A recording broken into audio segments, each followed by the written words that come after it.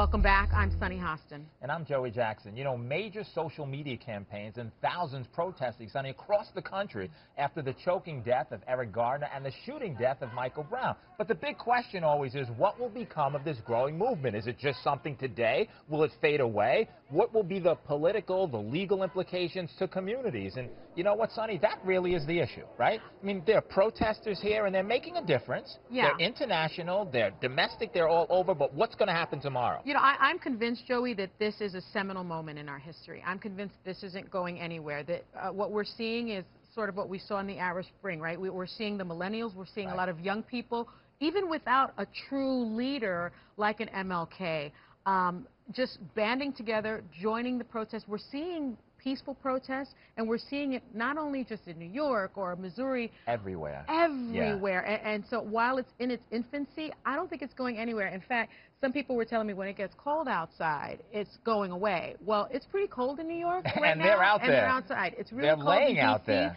They're laying out in D.C. So I think that this is going to be around for a long time. But the issue for me has been, what is the solution? Like, where are we going with it? Look at Washington, D.C. I mean, I prosecuted cases there for a long time, and they're walking past one of the federal buildings now, and this is significant in our nation's capital, that you're seeing a diverse group of protesters, young, old, black, white. I mean, it's big.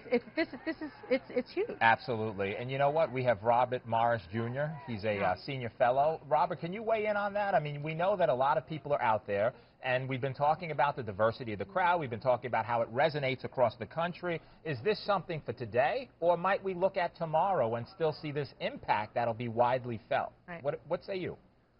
It's my opinion that we're going to be looking at this for another 50 years, another 100 years, simply because it's my belief that if you change the way you look at things, the things you look at change. We've looked at race problems the same way for 50 years. In fact, it was this past Saturday that Martin Luther King received the Nobel Peace Prize.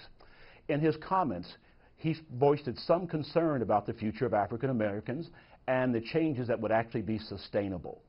And as we see 50 years later, it is unparalleled to the kinds of conditions he fought then and he had to take care of then. So to avoid what noted historian Henrik Clark called what he described as African Americans are in jeopardy of not being included in the respectful commentary of history, that means we as a people have to take the first step toward reclaiming our communities, where we've let the worst elements often in these communities run these communities. The inmates are running the asylum. Children are killed. Elder people are afraid to go out.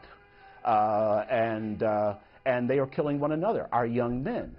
And quiet is kept. There are a number of people like myself, as much as I love being who I am and would not change it, will not go through those communities.